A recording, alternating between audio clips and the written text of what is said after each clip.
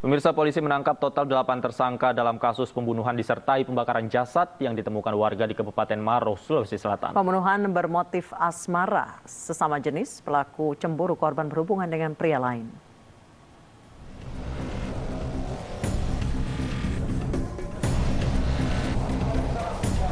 Misteri kasus pembunuhan seorang pria yang jasadnya ditemukan terbakar di semak-semak di Desa Padaelo, Kabupaten Maros akhirnya terungkap. Total 8 tersangka tertangkap, sementara pelaku utama berinisial D masih buron. Pembunuhan bermotif asmara sesama jenis para pelaku dan korban berasal dari kelompok yang sama. Pelaku utama yang masih buron cemburu saat melihat percakapan romantis korban dengan pria lain. Sempat terjadi pertengkaran hebat sebelum akhirnya pelaku dikeroyok para pelaku hingga meninggal dunia. Jasad pelaku dibuang di daerah Malawa, Kabupaten Maros. Jasadnya dibakar untuk menghilangkan jejak.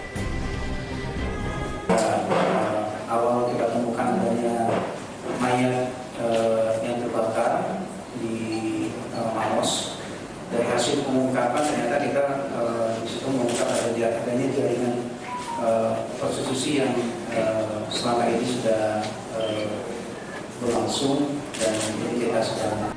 Sebelumnya warga desa Padelo, Kecamatan Malawa, Kabupaten Maros, Sulawesi Selatan, dikejutkan dengan penemuan mayat pria yang hangus di pinggir jalan Poros, Kabupaten Maros. Saat ditemukan, mayat dalam kondisi tangan terikat dan mulut dilakban. Pada tubuh korban ditemukan sejumlah luka, termasuk pada bagian kepala yang diduga mengalami hantaman benda tumpul. Korban diduga tewas sekitar 3 hari sebelum ditemukan.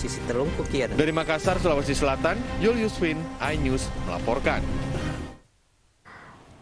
Pemirsa, mengapa pelaku sampai berbuat sadis hanya karena cemburu? Kami sudah terhubung dengan Ketua Asosiasi Psikologi Forensik Indonesia, Ibu Reni Kusumawardani. Selamat sore, Ibu Reni. Selamat sore, Mbak Anissa, Mas Davi. Ibu Reni, sebenarnya dorongan apa sih yang membuat orang cemburu kemudian bisa sampai membunuh? Iya, sebetulnya kalau kita melihat pada banyak peristiwa pembunuhan, itu yang paling sering memang motifnya ekonomi atau asmara ya, tidak hanya pada kelompok seksual sejenis, orientasi seksual sejenis saja, tetapi juga pada orang-orang dengan orientasi seksual yang hetero. Gitu. Jadi itu memang karakter khas ya dari kasus-kasus pembunuhan, salah satunya memang motif-motif asmara. Baik, tapi kalau dilihat dari kasus ini, perlakuannya kemudian aksinya ini bisa dikategorikan begitu kejam, Bu Reni. Apakah ini juga ada faktor-faktor tertentu yang mempengaruhi? Sebenarnya kita perlu melihat pada bagaimana karakter orang-orang dengan relasi sejenis ya, relasi seksual yang sejenis bisa dikategorikan dalam 6 kelompok. Jadi kelompok yang pertama itu bagaimana mereka berelasi dengan teman-temannya, itu yang pertama permanent social relationship. Nah, di dalam permanent social relationship itu biasanya bentuk hubungannya tuh nggak ada aktivitas seksual, dia cuma kumpul, dia declare sama-sama gay gitu ya, sama-sama lesbian, dan mereka saling menghormati satu sama lain, bisa dijaga persahabatannya dari waktu ke waktu karena di sini nggak ada unsur seksualitas. Nah, kategori yang kedua itu adalah di mana dia berada pada lingkup non-permanent social relationship. Nah, kalau yang non permanen ini ya dia cuma sesekali ketemu, abis itu udah gitu ya. Jadi pertemanannya itu tidak mendalam gitu. Nah, yang ketiga ini yang permanent sexual relationship gitu. Jadi kalau yang permanent sexual relationship ini dia ada hubungan seksual yang biasanya dipertahankan karena unsur materi ya. Jadi di sini nih yang paling beresiko sebenarnya dalam relasi bentuk permanent sexual relationship ini. Nah, mudah sekali dicetus ya kemarahan, emosi begitu dari hubungan semacam ini.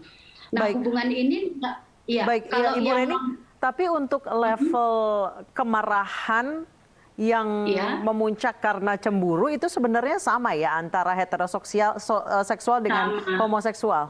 Sama ya, Bu? Sama. yang membedakan adalah bahwa mereka itu kelompok minoritas ya. Jadi kelompok minoritas itu kan selalu menjadi sorotan lebih dari beberapa karakteristik yang tidak sama dengan yang lain. Tapi sebetulnya kesadisan itu juga bisa dilakukan oleh orang-orang yang heteroseksual begitu. Cuma karena mereka ini komunitas minoritas, dan kemudian pertemanannya kan juga tidak seluas orang-orang yang heterogen, sehingga mereka di dalam mencari relasi seksual itu juga tidak semudah orang-orang dengan heteroseksual begitu, dan juga tertutup gitu ya, undercover. Ini yang membuat mereka tuh lebih mudah emosi, lebih mudah terbangkitkan secara ya perasaan cemburu, perasaan marahnya jika terkait dengan sexual relationship-nya mereka. Baik, Ibu, sejauh ini untuk tindakan yang begitu kejam sampai membunuh kemudian membakar, itu dorongan seperti apa yang cukup kuat, padahal hanya membaca chat romantis seperti itu? Dorongan seperti apa yang hingga tiba-tiba bisa membuncah seperti itu emosinya, Ibu? Iya, betul. Kekhawatiran untuk kehilangan, perasaan marah karena dikhianati itu memang sangat sensitif ya, terutama pada orang-orang dengan kelompok homoseksualitas begitu. Jadi pada saat mereka marah, mereka memang mudah sekali untuk kemudian gelap mata gitu ya. Jadi gelap matanya karena memang kecemburuan yang amat sangat. Kalau sampai di titik ini sebetulnya masih bisa sama dengan orang-orang yang heterogen begitu. Nah kemudian kenapa kemudian dibakar dengan sadis? Saya rasa ini ada motif yang kedua ya, untuk menghilangkan jejak misalnya gitu. Jadi karena mereka pastinya kan juga takut takut kalau ditangkap, takut kalau ketahuan. Jadi ada motif kedua dengan pembakaran itu. Baik, gitu. Baik. Terima kasih Bu Reni Kusuma sudah berbagi informasinya bersama kami di iNews Sore. Selamat sore.